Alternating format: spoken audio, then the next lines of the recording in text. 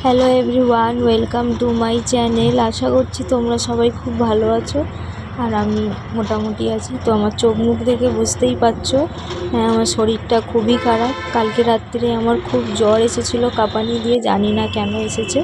তা আমি চলে এসেছি হসপিটালে। তো ভাঙড়েও আসেনি, পিজিতেও আসেনি, আমাদের চেদলাতে একটা ক্লিনিক আছে, তো ওখানেই এসেছি আমি দেখাতে। তো দেখি এখানে কি বলে। অবশ্যই তো আমাকে রিপোর্ট করতে দেবে, তো রিপোর্ট তো করতেই হবে, জ্বর মানেই রিপোর্ট। তো এই ক্লিনিকটা খুব ভালো, ভেবেছিলাম আমি যাব ভাঙড়ে। তো বদ্দা বললো যে না, ভাঙড়ে না, তো এখানে দেখা।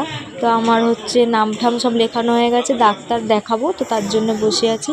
তো আজকে আমি দেখলাম খুব শিগগিরই, মানে খুব তাড়াতাড়ি আমার সব হয়ে গেল আর কি বলবো। তো দেখো, আবার আমার ডাক্তার দেখানো হয়ে গেছে, ঠিক তার পাশের সিটেই এসেছি। তো প্রেশারটা মাপবো, আবার একটা জায়গায় কাগজ দিয়েছি, প্রেশারটা মাপবো, দেখি প্রেশার কত কি আসে।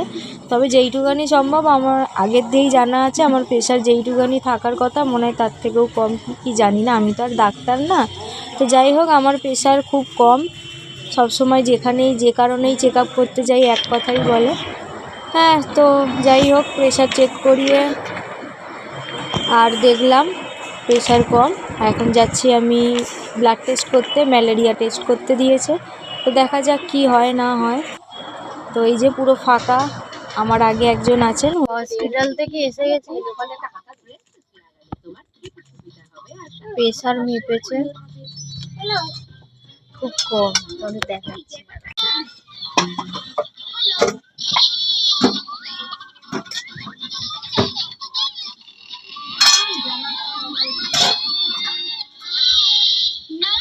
হ্যালো বন্ধুরা, অনেকক্ষণ পরে আমার তোমাদের সাথে দেখা। এখন কটা বাজে বাবা, চোখ মুখের কি অবস্থা, কত উন্নতি হয়েছে আমার। যাক গিয়ে, আমার বন্ধুরা তো আমাকে সবই ভালোবাসে, আমার বন্ধুদের বলতে লাগবে না যে আমার দেখো, আমার চোখ মুখটা দেখো। মানে 10 বার বলতে হবে না আর কি, যে দেখো আমার চোখটা দেখো, চোখ দেখে বুঝতেই পারছো।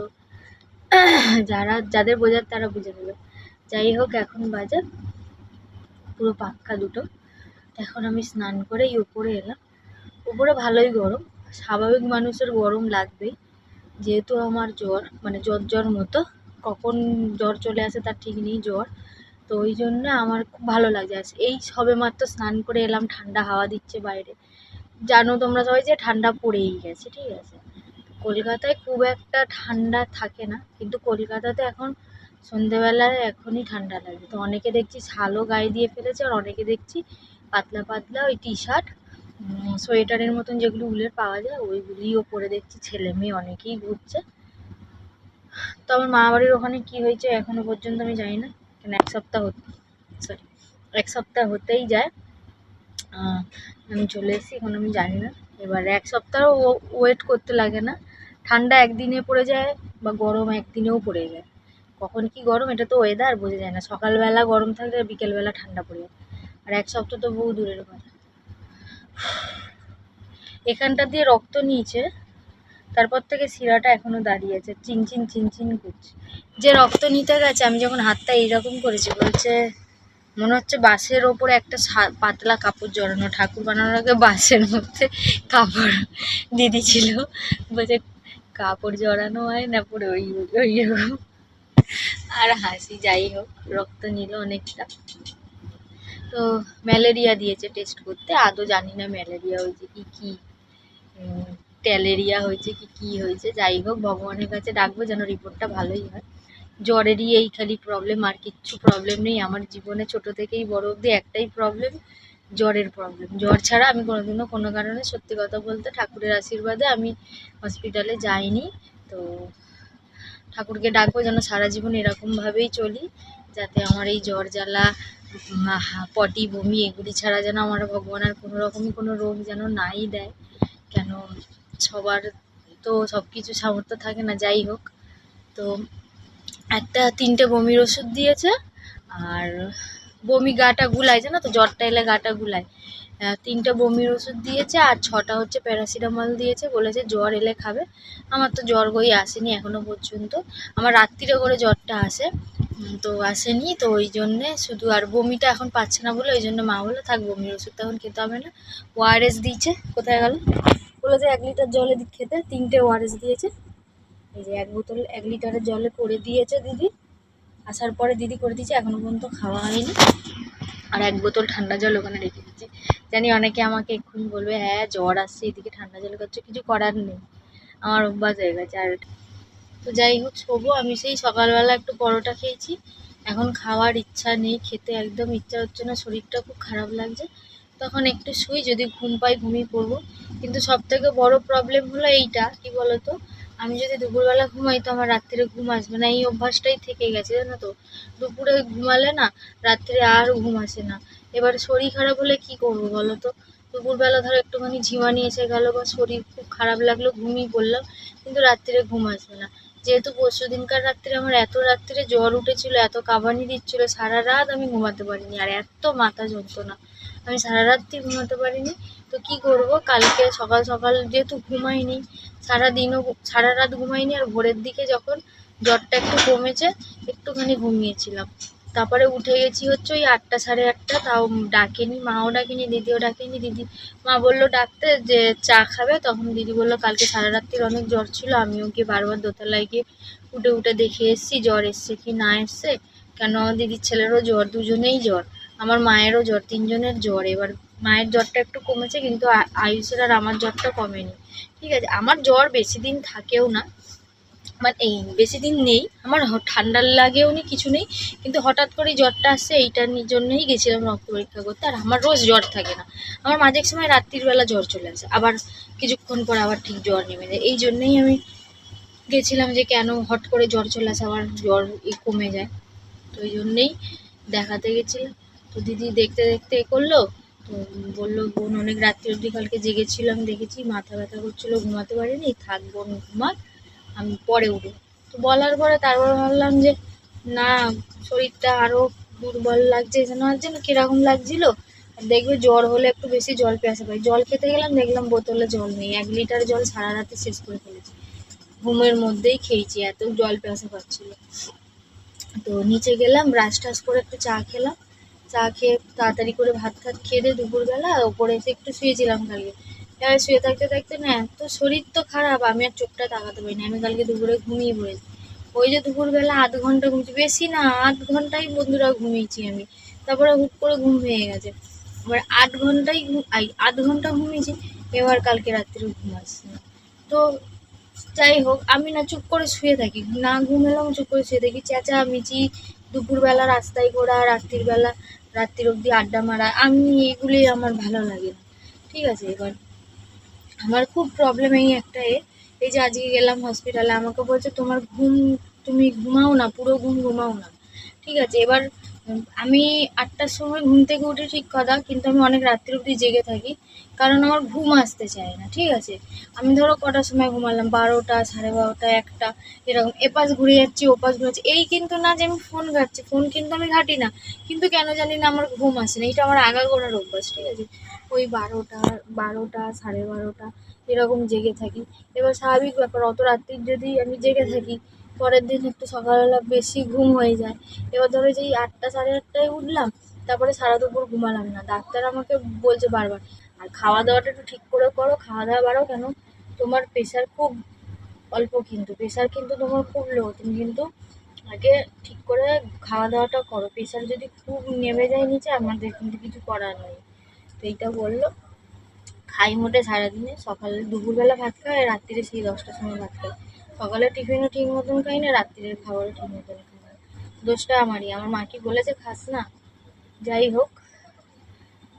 আমার মা খালি বলতো তোর হয়তো গ্যাসে হয়, গ্যাসে না। ডাক্তারকে বললাম যে আমার কি গ্যাসে হয়, বলছে না গ্যাসে হয় না তোমার, মেন কথা তোমার খাওয়াটা ঠিক মতন হচ্ছে না, ঘুমটা তোমার ঠিক মতন হচ্ছে না বলে ওই জন্যে তোমার মাথা ঘোরে। আমার দাদাও কালকে আমাকে বললো ঘুম টুম ঠিক করে করছিস না, খাওয়া দাওয়া তুই ঠিক করে করছিস না বললে তোর এই আজকে দেখো, আমি দেখো 1টা কি 2টো দিন, 1 রাত কি 2 রাত ঘুমাইনি, দেখো চোখের তলাটা কেমন কালি পড়ে গেছে, শুই ভাল লাগছে না, শরীরটা খুব দুর্বল লাগছে, শরীরটা খারাপ লাগছে। একটা পরোটায় আর কত গায়ে জোর হবে বলো তো, 1 কৌটো ঝাল আমি 3 বেলা খাই, মানে দুপুরবেলা, রাত্রিবেলা, পরের দিন দুপুরবেলা 1 কৌটো চাল।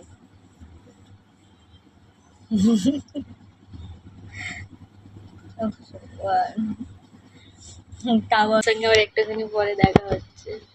হসপিটালের সামনে তার পরের দিন আমার রিপোর্ট নেবো 11:03 বাজে। আমার আবার কি রিপোর্টে বেরোয় কী জানি। মাও এসছে আজকে সামনে, মা এসছে, মায়ের জিভে ঘা হয়েছে, ঠান্ডা লেগে হয়েছে।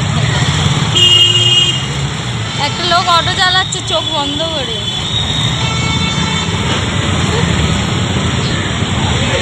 বাইরে বসে আছি আমি, আমাকে ভিতরে ঢুকতে দেয়নি, দেখাবো না যেহেতু ওই জন্য ঢুকতে দেয়নি। এখনো 12টা বাজেনি, 12টা বাজলে রিপোর্ট দেবে, তাও ওই যে ওই গেট দিয়ে দেবে।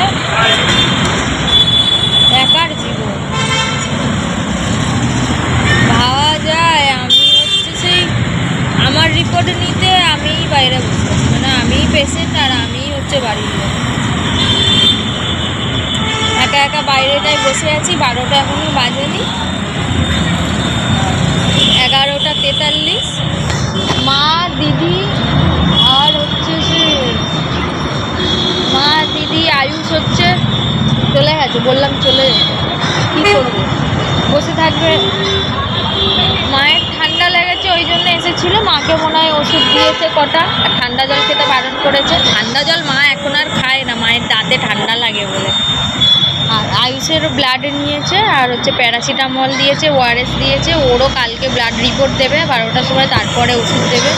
আমি জানি না আমার ব্লাডে কী বেরোবে, আমার কি হয়েছে, কেন হয়েছে। রাত্রিরে করে জ্বর আসে, আগের মাসে একবার এসেছিলো কাঁপানি দিয়ে জ্বর একবার, আর পরশু দিন রাতে এসেছিল।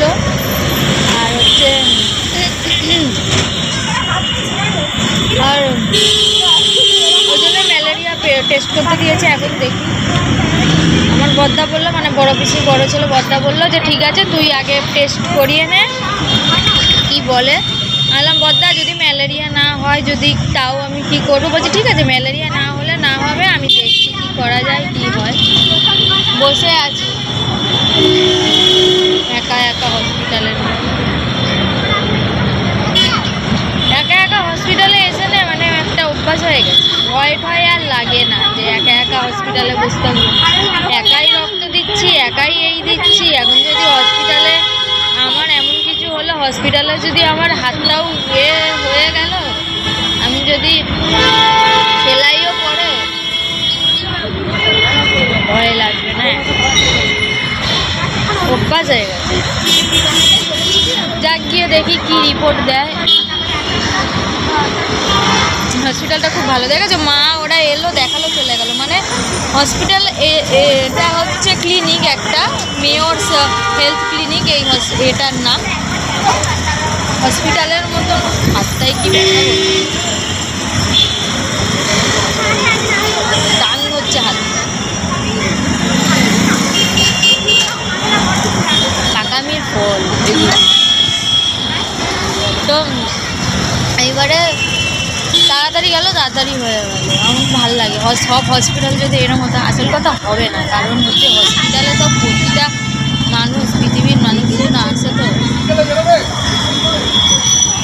চেতলাটা কি হয়ে গেছে, কি ছিল আর কি হয়ে গেছে। চলো দেখি রিপোর্ট কি বেরোয় না বেরোয়, আবার একটু পরে তোমাদের সঙ্গে দেখা হচ্ছে।